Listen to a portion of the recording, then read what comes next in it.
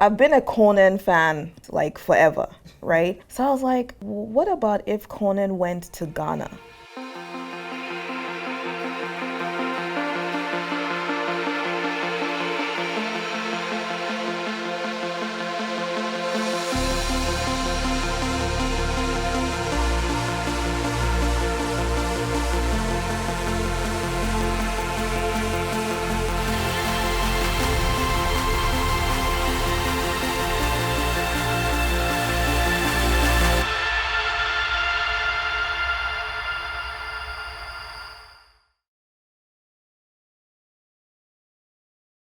So we went to Kumasi. We did.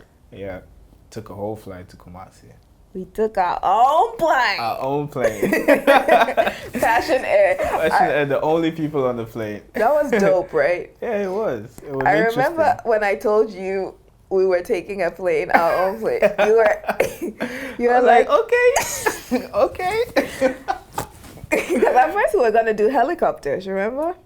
That was the initial plan. No, at first when we thought we were going to go to Cape Coast, we were gonna do helicopters, remember? Oh, yeah. Okay, yeah. And you were way too excited. I'm like, no, I need to cut this guy's excitement short and not do Cape Coast. Just kidding. But yeah, like you said, we took a plane. That was very interesting. Planning that Passion Air flight by ourselves, it was an experience. And then So Kumasi, how was that? Okay, where do we start? So we did Kumasi. So they wanted to do a Kente thing for sure, and I didn't think it would be right for us to do Kente in Accra. Definitely. It wouldn't have gone down. Definitely. Well, so I definitely thought we should go to the Ashanti region. So we did all that with thinking that, okay, when we're in the Ashanti region, what else could we do? And then we also did the Asantehemaa stuff. For the Kente, we decided that we wanted to break it down into like some parts. So Conan and Sam actually, because we went to Kumasi with Sam's family as well. Yeah. Because Sam's family is actually also from the Ashanti region, so it worked. So they would learn how to put on the Kente. They will learn a little bit about the origins of Kente, and then they will have like their traditional sandals and all that stuff. So me, you, and Eunice actually went to Kumasi before that for the scouting. Yeah, we did. That was interesting. Very interesting. So we went to the Kente land just to see the different types of Kente and all that stuff. So, and how they are woven. Yeah.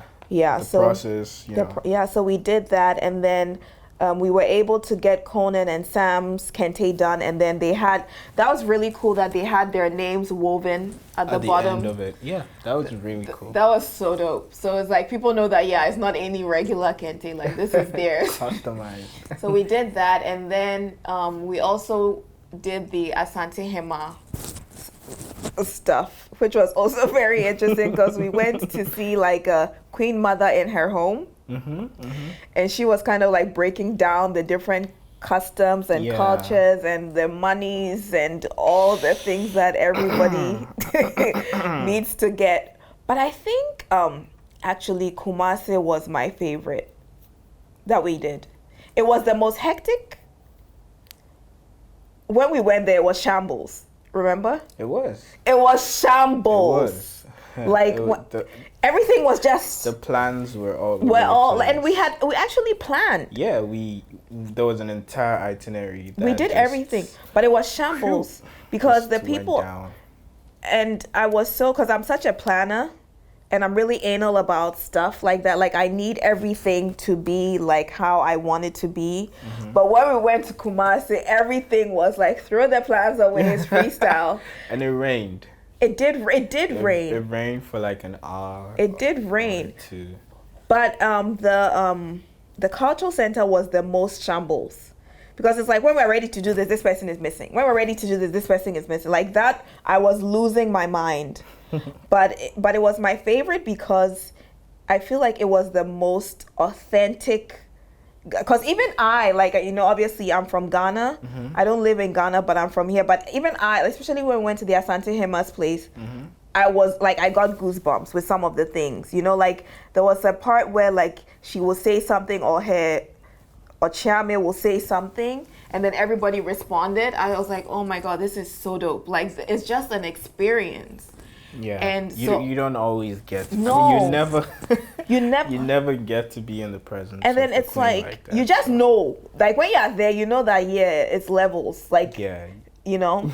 So I like that, and obviously it's a lot of like politics even within the royal family. So we had to do all that stuff, but it was an experience. It was great. It's funny. It's politics everywhere. Yeah. But and the list of things that they wanted us to bring was money for the different chiefs, schnapps, and what was it? A ram? The ram, yeah. Ram.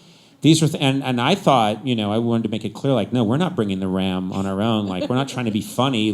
That was one of the things that we brought, which is tradition. Mm-hmm. Yeah. Yeah. And then we saw them. They were very pleased with the gifts, and you could see that they were happy that we came. Yeah. And then there was a little bit of a political moment where she wanted us to go see the chief. Yes. But then the other chiefs got mad because you just can't do that. Yeah, because we would have been skipping the line and going to see the chief. So we heard the main chief wants to see you. Oh, wow, okay, let's get ready. And you and I would get ready. And then they suddenly said, no, that's not going to happen because other chiefs got mad. Yeah. And you're like, wow, this is you know, like going to Capitol Hill. It's all a similar version of the same. And Sarkodie. Yeah, Sarkodie was there as well, and he's a character. He came through. Without him, we wouldn't be able to do like the Kente, the Asantehemaa stuff. But hey, Sarkodie is Sarkodie. So that was interesting. But he came through. But I think the most amazing thing that happened in Kumasi was, okay, so let me explain. So when we were in Accra about to board to Kumasi, like we were at the gate, Jose, who is one of like the head writers, came to me and he's like, oh, you know what? Would be really cool if we were able to, one of the days, like he's saying that maybe tomorrow or the day after, if we could meet a bunch of expats that live in Ghana or that have come to Ghana for the year of return. Something. And in my mind, I'm like, hey, where are we going to where am I going to find these people? It's almost impossible. Literally. So when he told me, I was like, okay, but I still have to plan for Kumasi. Like we're now going. So my mind was like, okay, we have Kumasi. Let me think about this. But so when I got on the plane, I was sitting by Eunice, and I'm like, okay, so this is what Jose just said.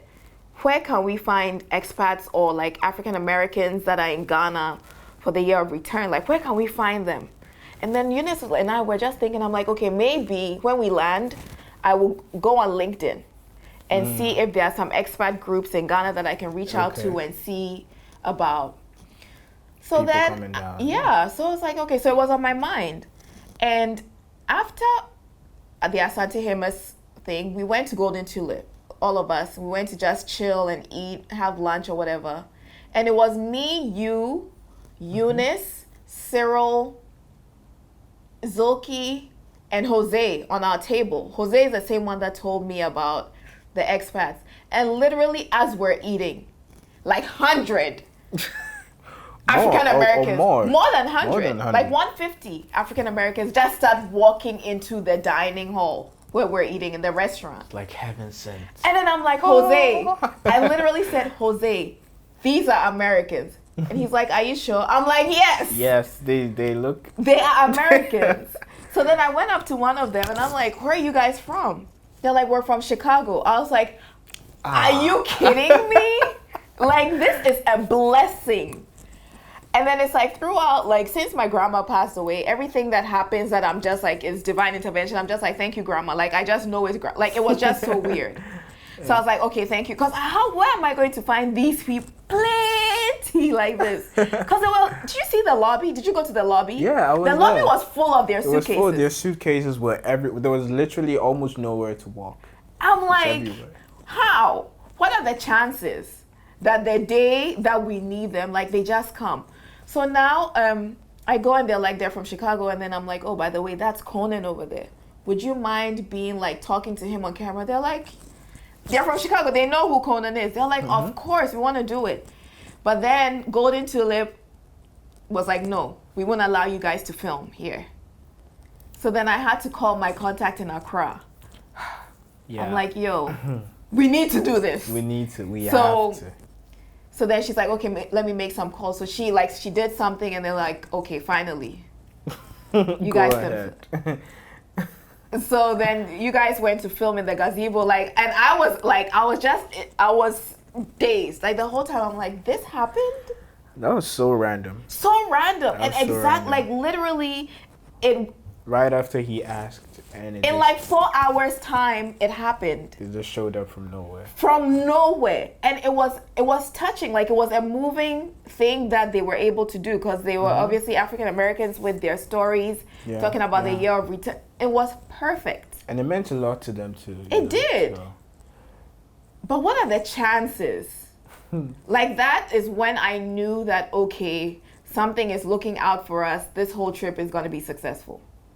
Definitely. Like that's how I knew that, okay, chill. Because the whole time, it's a lot of things, right? Because it's, first of all, just my own ego. I'm like, I want this episode to be the best without borders ever. Like of all that they've done and all that they're going to do. Yeah. Secondly, this is their first African one. We can't mess up. It can't be like the stereotypical Africa that came, it was bad. No.